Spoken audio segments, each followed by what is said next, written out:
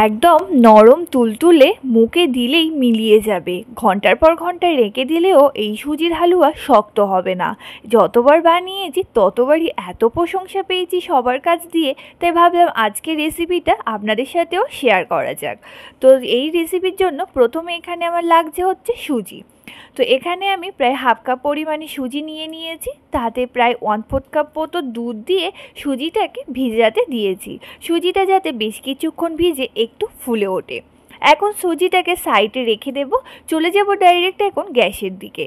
গ্যাসের উপরে একটা এরকম মোটা তলার কড়াই বসিয়ে দিয়েছি। কড়াইয়ের মধ্যে দিয়ে দিচ্ছি প্রায় 1.5 চামচ পরিমাণে ঘি।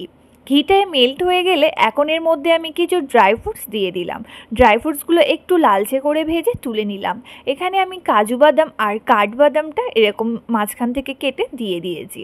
এখন ওই ঘিয়ের মধ্যে আবারও এখানে আমি 1 চামচ পরিমাণে ঘি দিয়ে দিলাম। দিয়ে ঘিটা মেল্ট হয়ে গেলে তার মধ্যে এখানে আমি 1 কাপের মতো চিনি দিয়ে দিচ্ছি।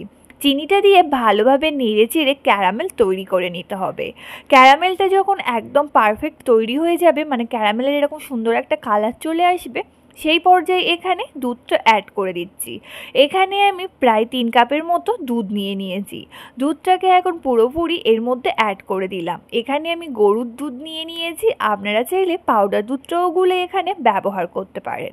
এখন দুধটা ভালোভাবে ক্যারামেলের সাথে মিশিয়ে নেড়ে চেড়ে নেব এবং দুধটাকে ফুটতে দেব। ততক্ষণ এদিকে আমার সুজিটাও ফুলে উঠেছে। সুজিটা এখন ক্যারামেলের মধ্যে আমি অ্যাড করে দিয়েছি। দিয়ে ভালোভাবে এটাকে নেড়ে চেড়ে নিচ্ছি। সুজিটা দুধের মধ্যে দেওয়া মাত্রই কিন্তু সুজিটা ফুলতে স্টার্ট করে দিয়েছে। দেখুন কতটা কিন্তু দুধটা এখন আর সুজিটা গাঢ় হয়ে এসছে। এই পর্যায়ে এর মধ্যে আমি অ্যাড করে দিচ্ছি কিছুটা পরিমাণে লবণ, মানে স্বাদ মতো লবণ। দিয়ে অনবরত কিন্তু এটা নেড়ে চেড়ে নিতে হবে, না হলে কিন্তু আবার তলা ধরে যেতে পারে। এখন যে ড্রাই ফ্রুটসগুলো ভেজে রেখেছিলাম তার হাফটা এখানে আমি অ্যাড করে দিলাম এবং কিছু ড্রাই ফ্রুটস রেখে দিয়েছি।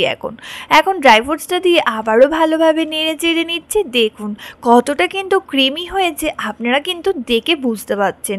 এখানে কিন্তু কোনো প্রকারের কনডেন্স মিল্ক ব্যবহার করিনি, তাও কিন্তু এটা কতটা ক্রিমি টেক্সচার এসছে আপনারা কিন্তু দেখেই বুঝতে পারছেন। এইভাবে যদি আপনারা না একবার সুজির হালুয়া বানান, বিশ্বাস করুন সব ধরনের পদ্ধতি কিন্তু ভুলে যাবেন। এখন ভালোভাবে নেড়েচেড়ে নেওয়ার পরে আবারও এখানে আমি 1 চামচ পরিমাণে ঘি অ্যাড করে দিচ্ছি। দিয়ে আবারও একটু ঘিটা ভালোভাবে সুজির সাথে মিশিয়ে নিচ্ছি। আপনারা চাইলে না এখানে পুরোটাই ঘির পরিবর্তে সাদা তেল ব্যবহার করতে পারেন। তো এখন আমার সুজিটা রেডি হয়ে গেছে। এখন এটাকে আমি বাটির মধ্যে পরিবেশন করে নিচ্ছি। দুটো বাটির মধ্যে এরকম আমি নিয়ে নিয়েছি। এখন কিছু ড্রাই ফ্রুটস দিয়ে উপর থেকে এগুলোকে সাজিয়ে নিচ্ছি।